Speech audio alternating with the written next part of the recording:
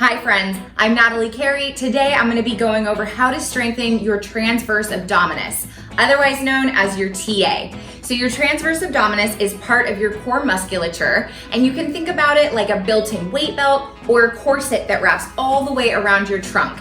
It's pretty deep underneath the layers of muscle, like the six-pack muscle, our rectus abdominis, and then also our obliques. So it's deep in there, and it's gonna help you to prevent lower back pain and injuries, and also to help strengthen your core overall. So let's go over some exercises to get into this, and I'll leave the exercise equipment I use in the comments below. I call this one a straight arm lat pull down. And as I raise my arms up, I'm inhaling, I'm expanding my ribcage, expanding my chest and my abdomen. And then on the exhale, I pull my belly button in towards my spine. And I imagine that I'm tightening that corset all the way around my trunk. So let's look at it in action. Watch my stomach.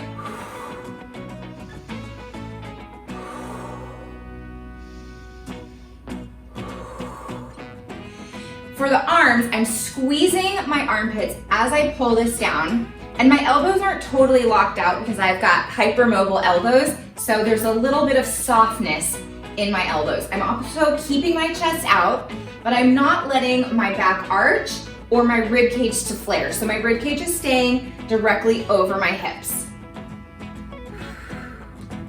This is one version of a Pallof press. The other version is a rotation inwards toward the anchor and then back in towards your chest. So let's go over this because it looks easy, but it should actually give you a great core workout if you're doing it correctly. We start facing sideways to the anchor. Hands are over our chest right in the middle. You're gonna press out, resisting that rotation to pull inwards. Then you are going to rotate from the waist up towards the anchor, pull it back to middle, and then pull it back into your chest. And when I rotate, I'm not letting my hips come with me. Now, for some people, that rotation might be too challenging, or if you are prenatal, your doctor might have advised you against a rotational exercise. So if that's the case, you can do it without a rotation. We still hold the handles right over the chest, and then we'll press out, resisting that rotation in. You want to inhale as you bring your hands in towards your chest, and then exhale as you press them out.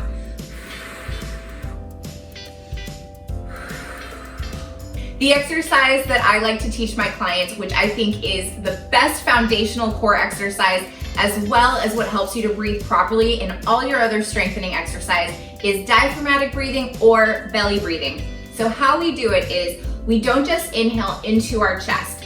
You're gonna place one hand on your rib cage and then one hand on your belly, and you're going to inhale and fill up both your chest and your rib cage and your abdomen. So we inhale, everything expands.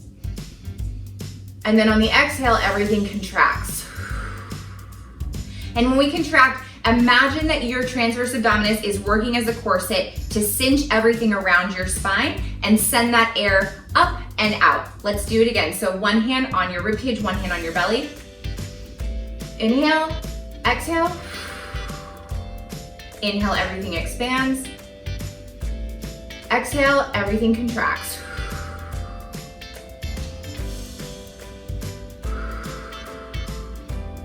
This is a great exercise to do if you've just given birth and you are recovering and now are postnatal, you're a new mom, congratulations.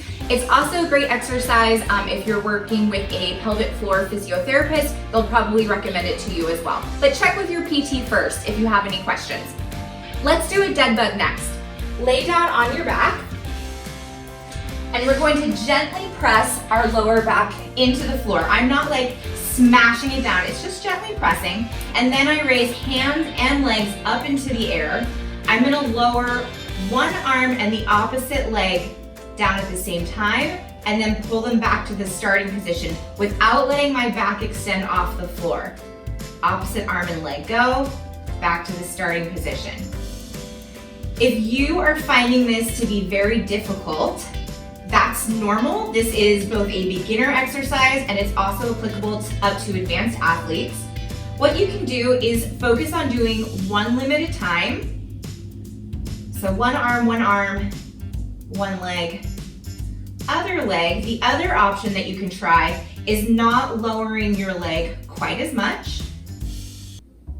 So you just extend it out. Remember, we're keeping the lower back gently pressed against the floor the whole time. Belly button is pulling in towards the spine.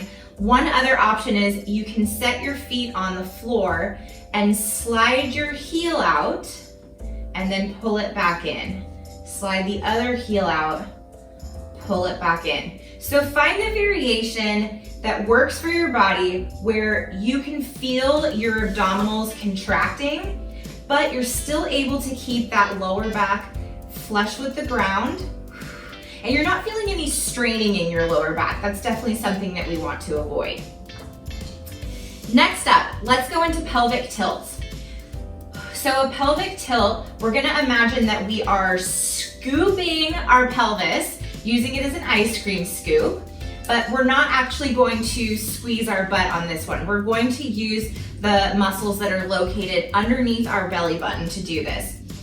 Gently press your lower back into the floor, and using these lower abdominal muscles, this is the lower part of your rectus abdominis, you're just going to tuck your pelvis under a little bit and then release it. And we're not going to extend our back here. Gently press the lower back into the floor, tuck that pelvis under, and release. This is a very small, very gentle exercise. And what I'll notice people do during this exercise is they squeeze their butt a lot. So try to relax your butt muscles. Try to only use those lower parts of your rectus abdominis muscles, the lower parts of your six-pack muscle, to do this tiny scooping under. Next, let's try a bird dog. I recommend that you have a pillow or a half foam roller close by to make sure that your hips are not shifting too much. So I love to place a pillow or some kind of other tool onto my client's back. So for our bird dog, we're going to bring our belly button in, have a neutral spine, so not super extended, not super rounded, just neutral. And then we'll reach out opposite arm and leg at the same time. We balance for just a moment and then bring it back in. Then we shift our weight over to the other side and reach out other opposite arm and leg. Your goal with the pillow here is that the pillow should not be moving very much, if at all. It's gonna move a little bit depending on the size of someone's buttocks and whether they've done this exercise before, but we want it to move as little as possible. So I tell my clients, if I could only see your torso, I shouldn't even know that you're moving your arms and your legs, because that's how much control you have here. If you feel like this exercise is easy, I guarantee it, you are not doing it correctly. You're probably letting your weight shift back and forth as you're doing it. So imagine that the weight of your torso has to stay in the same place the entire time. You replace that hand and leg, the weight goes onto the other side, but torso does not shift. Woo, that one's fun. Let's do some lying marches. Laying on our back, lower back gently presses into the floor. I lift up both legs, and then keeping the low back connected to the ground, lower down one toe to the ground, bring it back up, lower the other toe down towards the ground, bring it back up. And we can integrate our belly breath here. Inhaling as we lower the leg down, exhaling as we bring it back up. Another strategy that is totally okay is to inhale at the top and exhale the entire time that you're moving that leg. So that is also fine. It just depends on what feels good, maybe what you've talked about with your physiotherapist. And what you'll find here is your back might want to pop up off the floor. You might want to go into an extension.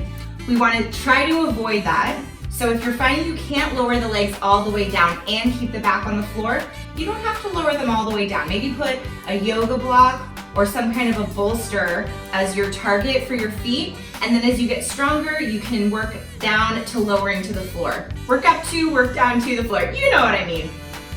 Thank you so much for watching my video today. Remember that having a strong core and living a pain-free life does not necessarily mean that you have a visible six-pack or very low body fat percentage. You can be an athlete and you can live a very functional, strong, and pain-free life with a little bit of belly fat on there, just like me. It's all good.